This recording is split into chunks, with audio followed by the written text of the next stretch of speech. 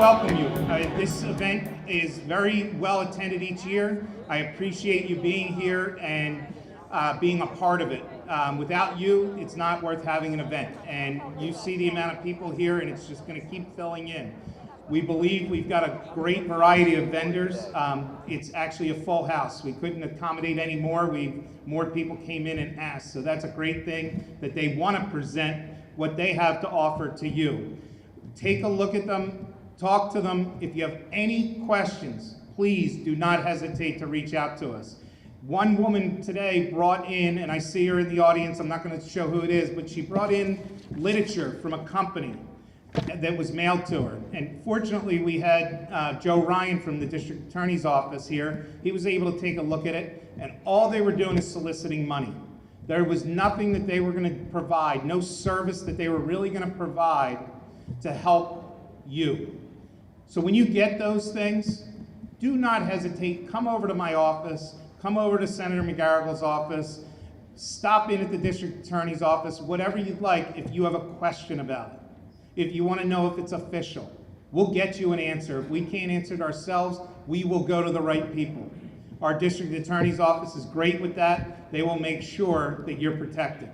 And if it is a scam, they'll go after them. So it was good to know that this really wasn't a scam, but it was a solicitation for money so that they can serve their interests, not yours. So the last thing I'm going to touch base on is something that I know is a big concern for many, and it's property tax reform. I want to be extremely clear on something, and it's very important that we realize the complexity of property tax reform. There are members across Pennsylvania, when I say members, it's members of the House of Representatives that I'm going to focus on now, where they will not touch property taxes because they get 80% of their funding from the Commonwealth of Pennsylvania. We get 30% to 35%. Some areas in Delaware County are at the lowest, and they're at 12%. And what you need to understand is we have got to work on a parallel track. And Senator McGarrigle and I are on the same page with this. We've got to fix the funding formula and hold harmless before we can fix property tax. But the good news is we can do it parallel. And we are fighting for that. We've got to make sure that the funds that go to Harrisburg come back here. Because right now, the funds that come from the 5 county southeastern Pennsylvania area, 5 counties send 41 or 42% of the funds to Harrisburg, of the revenue. And we get 18 cents for every dollar that we send up there. And we've got to make sure that that doesn't happen after we have property tax reform, because we won't get it back. And we'll be in a bigger problem than we are now. Because what will end up happening is we will have a higher PIT, personal income tax. We will have a higher sales tax. And we will then have to, the next legislative group, 5, 10 years down the road, will have to vote to allow local school districts to raise taxes again. So you'll have property taxes. We have a thing here in Pennsylvania called a uniformity clause.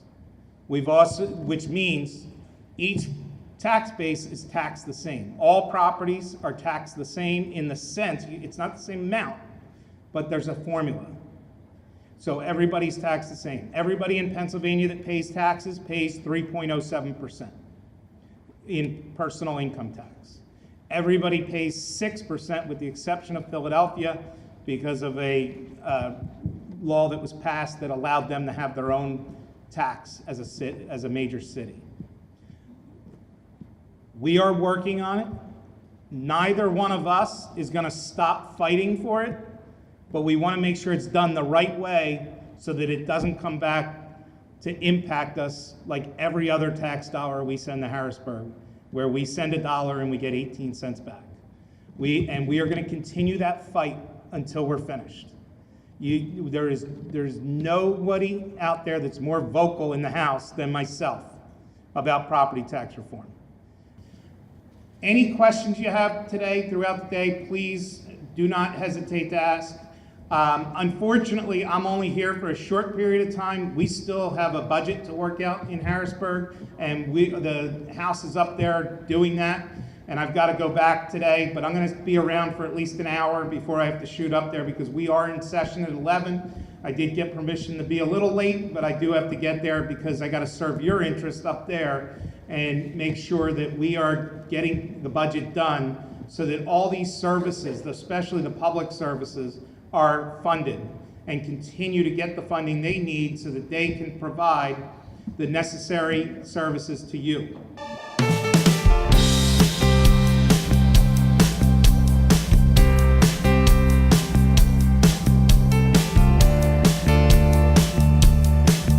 I'm here at my annual Senior Expo, and I'm very fortunate to have retired Judge John Perfetti with me. I asked the judge to stop by so that we could talk about the heroin epidemic here in Pennsylvania, but especially right here in Delaware County. John's had 33 years experience on the bench, and I think he can bring a different perspective than most have because he has seen many situations where it's either been an addict, a drug dealer, or some type of crime that's related to drugs. John, what are you seeing out there when you were a judge? What did you see coming before your bench? Well, basically, Mr. Santora, first of all, thank you so much for having me here today. What we have seen for the past 10 years is the ever-increasing growth of the opiate and heroin epidemic. What we know is two things. Number one, it has absolutely no boundaries and affects most Americans here today. The heroin epidemic is something that needs to be addressed at all levels. What I mean by that is it's a wheel, it's an epidemic. It encompasses all. We need to talk to our legislators, we need to talk to our judges, we need to talk to all community leaders, and most importantly, we need to talk to family members. They are the first line of defense with this epidemic. Don't put your head in the sand. Don't hide from these issues. It affects everyone. And without this comprehensive approach to try to correct this problem, it's just going to get worse. And I appreciate that perspective. And when families would come before you, they must have been broken. And we have the heroin task force here in Delaware County. We've been out front on things, and we've seen years where we are one of the highest death rates. We see other years where we're bringing it down. There's no rhyme or reason to it. What's your perspective on what we can do at the local level in order to help folks? I think the most important thing is by the time judges get to see these people, it's too late. They have a serious problem. It's already affecting the families. What I think we have to do is start with education. We must put this into our schools. We must make it part of the curriculum, not as seniors, but as grammar school people, where it's most important, where the kids hopefully have not experienced the problems that this heroin epidemic is creating, and we can educate them, teach them what it's all about, teach them how it's destroying families, how it's destroying everything that we know in our communities today. Great. And of course, I'm going to push my own little piece. I have a 5-year minimum mandatory bill out there for heroin dealers. And I understand people in the past have thought, minimum mandatories don't work, but we've got to get these guys off the streets. And I know that you and other judges have had guidelines on what you can sentence. And I know some of these first offenders, they get 3 months and they're back out on the street and dealing. Do you believe that these harsher penalties can be effective as one of the tools to combat this epidemic? I think that piece of legislation that you have proposed is probably one of the most important legislations that I've seen in this fight against this epidemic. We must teach these dealers that you cannot do what you want to do within our communities, and that if you're going to decide to distribute this illegal drug among our youth and everyone else, that there are going to be severe penalties. And I spoke to you in the past. I commend you for your courage in bringing this to the floor.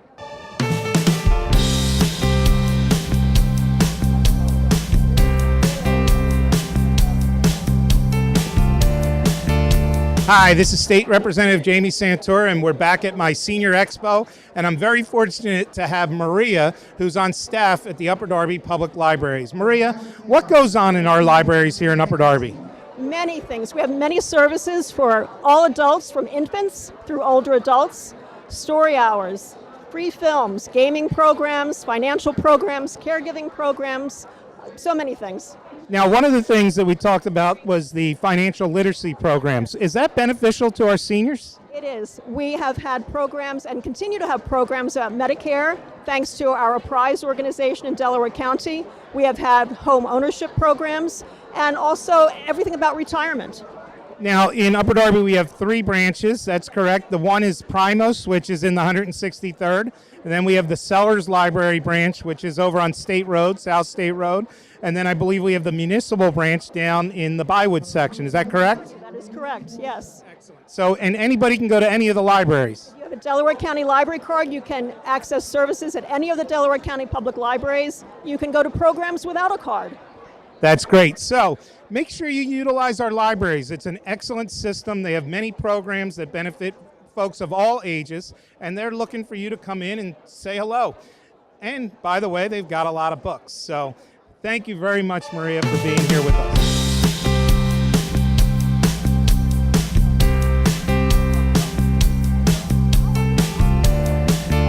Hi, this is Jamie Santora again, and I've got the pleasure of being here with Marie Bonita with COSA. COSA plays an extremely important role in our senior community here in Delaware County, and especially the 163rd. Marie, can you tell us some of the things you do for our seniors? Certainly, I'd be glad to. Thank you. COSA is the Area Agency on Aging in Delaware County, and we provide services to our seniors. In one fiscal year, we provided over 121,000 meals to the homebound seniors. We fund 8 senior centers in Delaware County. We do in-home assessments that provide in-home services, and last year we did close to 5,000 in-home assessments. Our main number is 610-490-1300. And when you call that number, you can talk to someone in information and referral. You don't have to know any of the buzzwords or programs. You just explain the situation, and the information and referral worker can schedule an in-home assessment while they have you on the phone. And that's what's key about COSA. You're going to speak to someone that understands what you're looking for, and you can speak in simple terms. As Marie said, you don't need to understand the buzzwords. You're going to tell them your issue, and they're going to figure out the buzzwords that they need to get through the system. So COSA is an excellent program that is run here in Delaware County to make sure that you have the resources you need as a senior. So Marie, thanks for being here and helping our seniors on a daily basis. It really means a lot. It's my pleasure. I've been with COSA for 26 years, and I feel like I just started yesterday. I'm still enjoying it that much. That's great. Thank you. Thank you.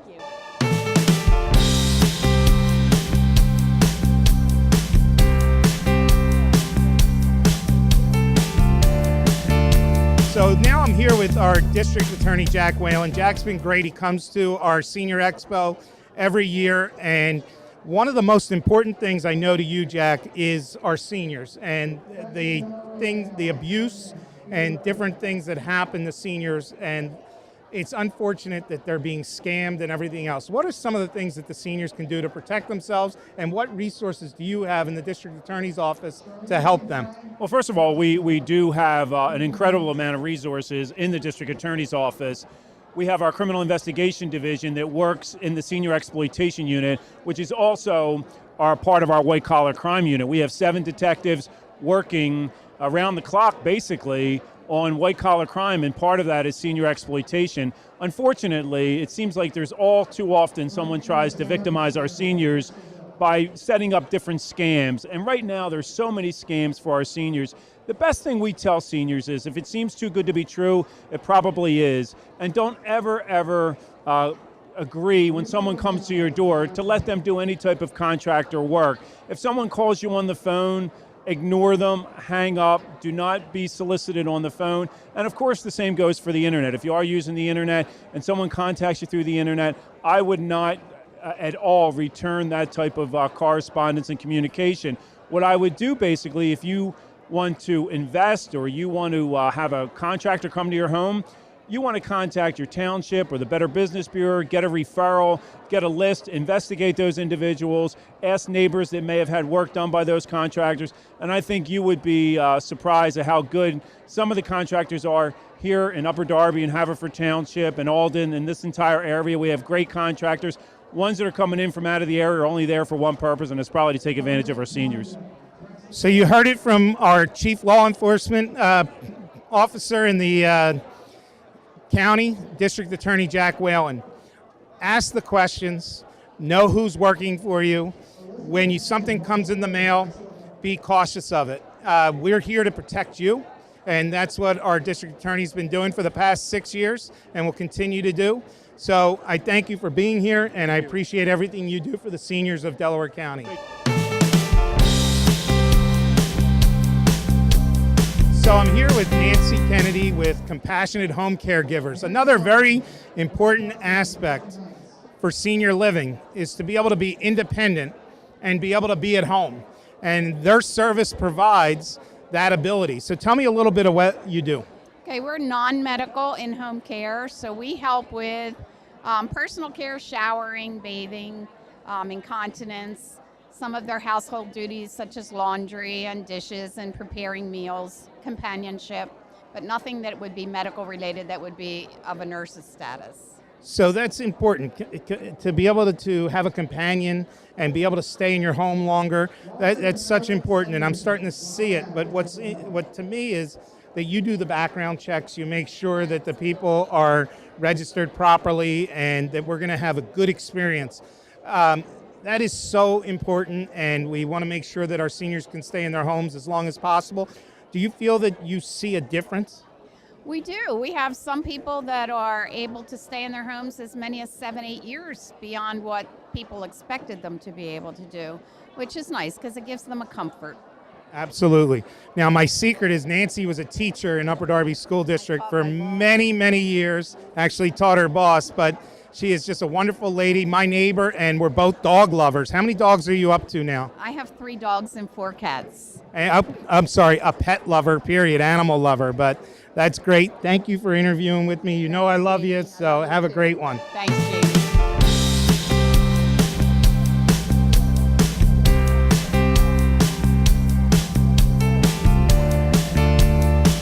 Michelle, how are you? I'm well, how are you? So tell me why it's so important to get a flu shot and why our seniors should do it.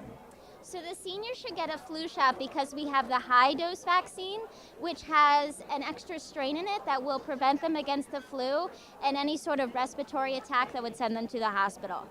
So I'm 46 years old, so I don't need it?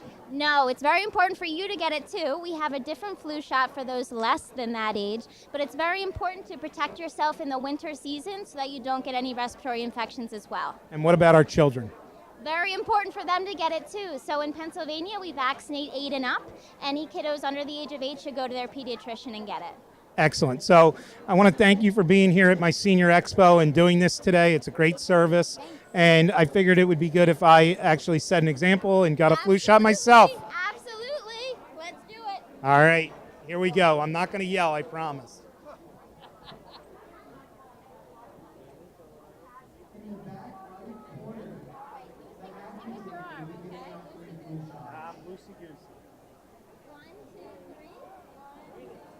When are you going to do it? Oh, you did it. You're done. I didn't feel anything, and flu shots are very helpful. I really think it's an opportunity here at my senior fair, but I know all different places do it. You can have it done at your doctor. You can have it done at your local pharmacy. Acme has been generous enough to come out to our Senior Expo and take care of our seniors today, and I can't thank them enough. You're welcome. Thanks so much. All right, so we're wrapping up our senior event for 2017.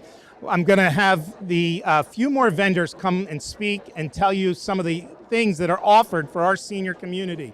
If you missed this year's event, we do it every fall. We'll see you next September in 2018. But in the meantime, if you need anything from my office, please stop by or call or go on my website, and we'll be happy to help.